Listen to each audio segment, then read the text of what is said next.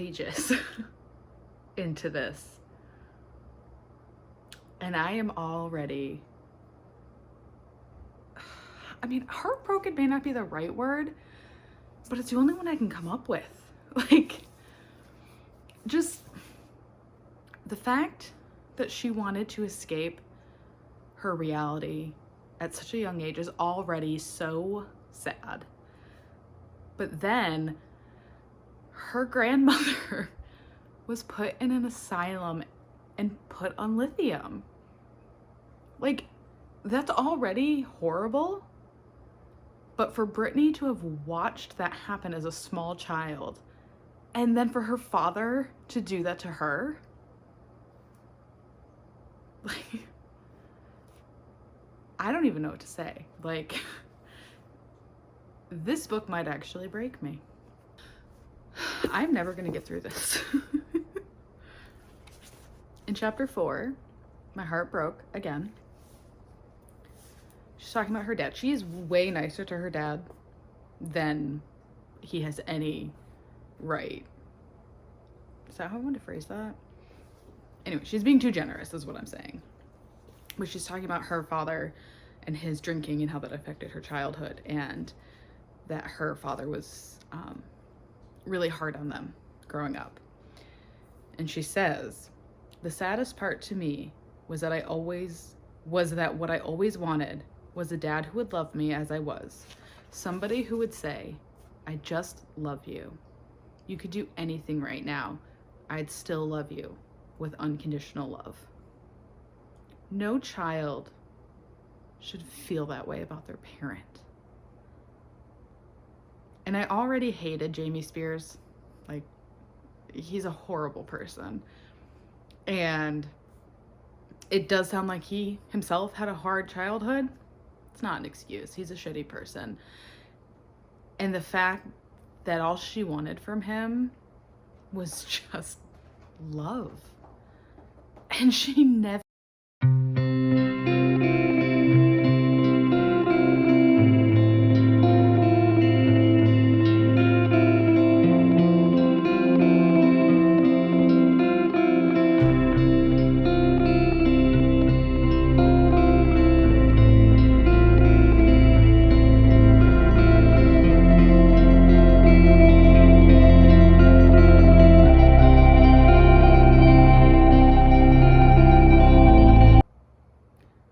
Britney's talking about her dreams when she was 9. She had already auditioned for the Mickey Mouse Club. She got rejected on her first audition. But she had started talking to an agent and kind of realized that she had a career in performing. Oh, I'm sorry. Am I interrupting you? So she's talking about how she wanted to be a star, like Madonna, Dolly Parton, Whitney Houston. I had simpler dreams too. Dreams that seemed even harder to achieve and felt too ambitious to say out loud. I want my dad to stop drinking. I want my mom to stop yelling. I want everyone to be okay. What did we do to this girl? I mean, her parents fucked her up, but so did we. We were obsessed with her downfall for no reason. Anyway, that's 5 chapters in. It got really dark, so my lighting is weird. But I'm a couple more chapters in, and she has started talking about the Mickey Mouse Club. It's really short. It's like maybe 1 chapter. And that just reminded me when I was little. I have been a Britney Spears stan my entire life. Like, ever since someone introduced me to her, I have been obsessed. And if I can find the picture of me sitting on my bed with like my Britney shirt and all these Britney like pictures I printed off, a couple from magazines, but I think I printed most of them off. She was my idol. Like, when I was younger, hi baby, I was gonna be a star just like Britney, and I had no talent in that regard, but I was obsessed with her. And so when I found out that she was in the Mickey Mouse Club, I was I wanted to see it. But this was the 90s, right? There was no way to watch it because it was already off the air. Or it wasn't currently airing, right? Because it was on when she was a kid. Or she was on it as a kid, which means I was like an infant when she was on it. And, but sometime in the late 90s, maybe the early aughts, they put the reruns on Disney Channel, and I was so excited that I got to watch it. And I thought it was so cool, and it was like this time capsule of all my favorite celebrities, like Christina Aguilera and Justin Timberlake, obviously Queen Britney. And I thought it was peak comedy. And I just remember there was a sketch where this girl has amnesia and she wakes up and she doesn't know who she is. And there's like this random detective who's trying to help her figure out who she is, but she doesn't know. And it's just stupid comedy. And I cannot for the life of me find the clip of it. And every time I try and search it, I get a lot of results for Annette Funicello, because I guess they think amnesia means Annette. I don't know. I can't find it. But it's just this really cute memory. And I kind of wish she'd talk about being on the show more, because I'm really curious about that experience. However, she's got a lot of life to get through. And not a lot of time, not a lot of pages. It's a maybe not surprisingly short book, but it is a short book. And it mostly is making me sad. She had a really rough childhood because she didn't feel loved and her parents sucked. They still suck, but I thought they were kind of okay when she was a child. No. And it's also really sad to see how much she loved her siblings and how both of them turned out. They both suck. And that's not a surprise. But it was sad to see she loved them so much. Oh, goodness gracious. It was really sad to see because she loved them so much. And I don't know. I thought I had more to say about the Mickey Mouse Club, but I don't. But this has been really interesting, and I will probably blaze through it in a day or two. I just texted my friend's mom to see if she had pictures, and she just responded to me. So Britney is talking about how when she first started recording her first album, that she had to go and promote it on mall tours, because that's what you do, or what you did in the 90s when you were a new artist. You would perform at the mall, which is so wild to me, because even as a kid, I feel like I rarely heard about artists going to the mall to perform. I remember Jeanette McCurdy did, and I actually really wanted to go see her perform. And I don't remember why I didn't, because I could drive then. But Britney, I was aware of her early on, but I was young enough that I didn't fully understand the music industry. And I knew I liked her. And I must have been aware that she was doing a mall tour or something, because I remember I was at my friend's house and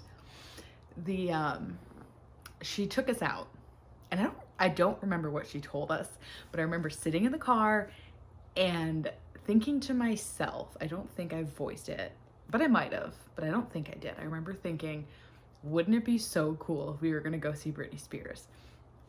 But that was so beyond what I could have ever fathomed being real, that I was just kind of like, oh, ha ha ha. Like, wouldn't that be cool? But that was what we did. And not 30 years later, but honestly close enough. Like 25 years later, I still remember that moment. And so I'm trying to find pictures of it, which I'm going to include because she sounds like she has them. So like, it was this iconic moment that I got to see her live. And I mean, it was like in the parking lot of the mall, so it's not like we were very close. I don't know that we even got good pictures, but iconic. And then after that, she was my favorite singer. I mean, honestly, Taylor has recently usurped her, and I'm a huge fan of Tessa Violet, but like when I think about like being a huge fan of anybody, it was Britney Spears and S Club 7, but they rarely performed in America, so I didn't have quite the same stan culture as I did with Britney. She was also my first concert, and I remember so distinctly. I came home from school, and it was, I don't know if it was her first like real tour or not, because I know that she previewed 1 or 2 songs from the Oops album, so she might have been doing a second tour. I'm not sure. We might get into it. But I came home from school that day, and my aunt was there, and she had taken both of my sisters to their first concerts because my mom's not a concert person, and my aunt loves it, so she was always down to take us to concerts. And I was 9, 10, somewhere around there, and I remember I got home from school, my aunt was there, and she must have just handed me this piece of paper, and I looked at it, and it must have said Britney Spears' name. It was just kind of like, what is this? Like, I didn't understand. And then to tell me that I had tickets to go see Britney Spears in concert that night, right? And when I tell you, on the inside, I was so excited. Like, so excited. None of that translated into my face or body language because they had to ask me if I was excited and if I wanted to go. And I did, and it was so much fun. My aunt and I, we went out to dinner. We had a whole little nice night. I don't even know if we actually saw the opening acts, but like we were on the ground floor. She got us like 9th row or something. They were amazing seats. And I had such a good time.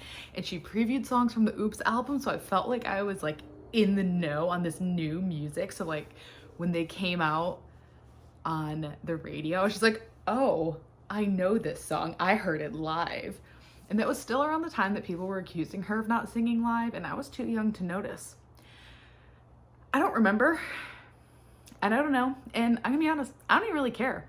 I know she can sing. I think she's got a lovely voice, but even in her memoir, her passion is dancing and the art of performing. If her focus was on dancing, that she used her recording, like that's just, it's not a huge deal to me. It honestly would be now if I'm paying for tickets, but as a kid, that moment was so magical. I never would have cared, and I didn't notice. And I feel like if that was true, it would have blown up more, like the Ashley Simpson thing. Like her career never recovered after her SNL blunder. So I don't know, but it was a great time to reminisce. And I'm gonna stop reading for the night. I'm gonna switch to something else, just like a nice little like thriller before I go to bed. But I'm doing something fun. I'm tabbing this because, I mean, how can you not, right? But the real reason is because my friend doesn't want to read it, or doesn't want spoilers until she reads it. And I'm gonna mail her my copy so she can read it right away, because otherwise she has to wait on the library, because she's intelligent and doesn't buy every single book all the time. Can't relate. But I mail her books so she can read them when I want her to. And so this is one I'm gonna mail her. So I'm tabbing all the moments that I want to text her about, but I can't. And so I'm giving her a little cheat sheet as I tab. And I think I'm cute. Like, I just think that's so fun. I'm so excited to share this with her because she has been my friend my whole life. It's her mom that I texted. Like, we have been Britney stans since day one. And as much as I wish we were experiencing the book together, this is the next best thing. So I'm really excited. Okay, so I'm like, I don't know, 33% done. Oops. Yeah, that's about right. I'm about a quarter to a third of the way through. And I've gone nuts with all the things that I want to tell my friend about this book. Like, hold on, let's see if I can find them. Like, it went past that. Like, I started leaving full-blown sticky notes for her. Additionally, I cannot find this picture of me when I was a child. where I was sitting on my bed with like all my Britney memorabilia. I cannot find it. It's not in any of my pictures. I asked my sister, she can't find it. I looked through all of my digital archives. I can't find it, which makes sense because it looks like my digital archives start around 2001, and I believe this picture was in 99 or 2000. So that's one issue. And then I asked my mom, because I'm confident she probably does have it, but she has too many photo albums to make that an easy find for her.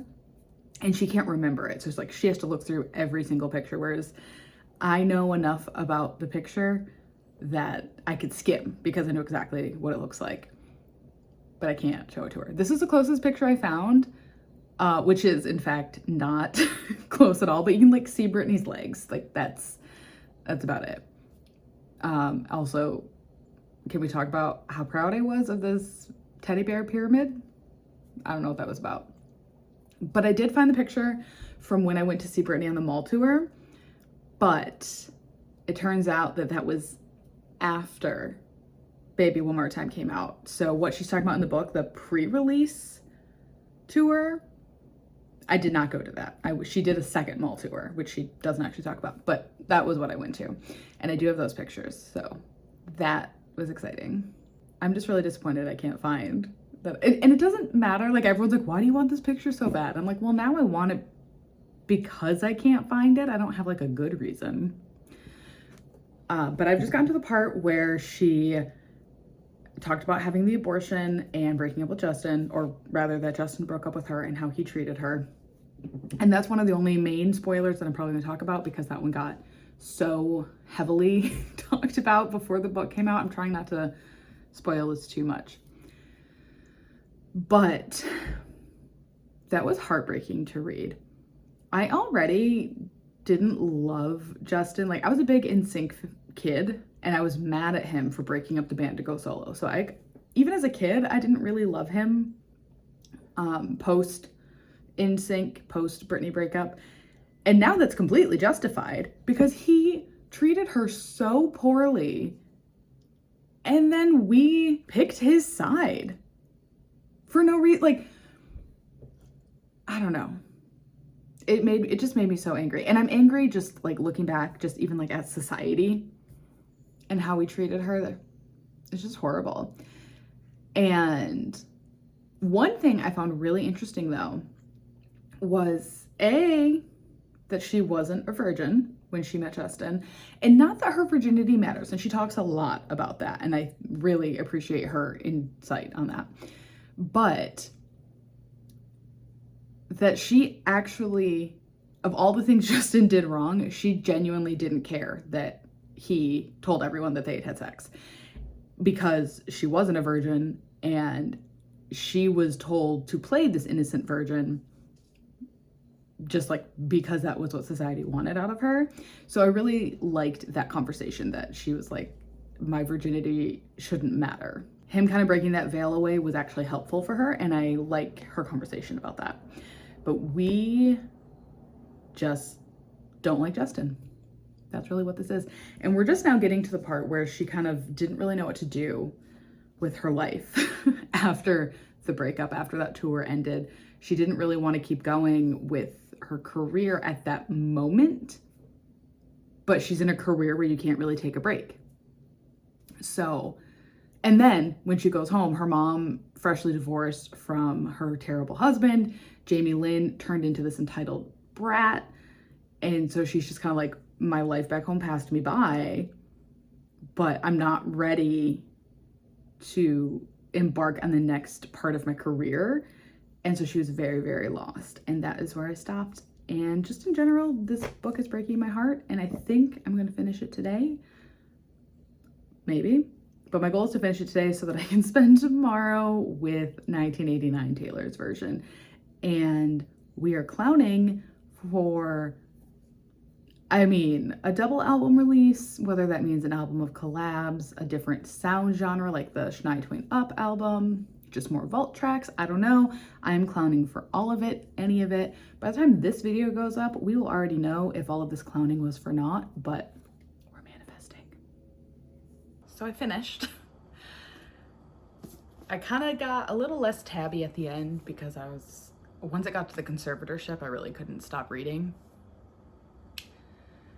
And I'm gonna be honest, I don't even know, other than her relationship with Justin, how much of this we didn't know on some level, but hearing her talk about it broke my heart. And how scary her conservatorship was for her. I don't understand how Jamie got away with that. Like, this woman was so clearly not incapacitated. And her own fucking father took that away from her. Just, I mean, like, we knew, but we didn't know. And this is just devastating. And the number of times that she is surprised that she didn't just off herself is horrible. Because, I mean, honestly, during some of the worst of her, like, public meltdowns, and not even just, like, the one in, like, 2007, where we all were so cruel to what was clearly just, like, a mental snap. Like, she was not okay, and we decided to make fun of her.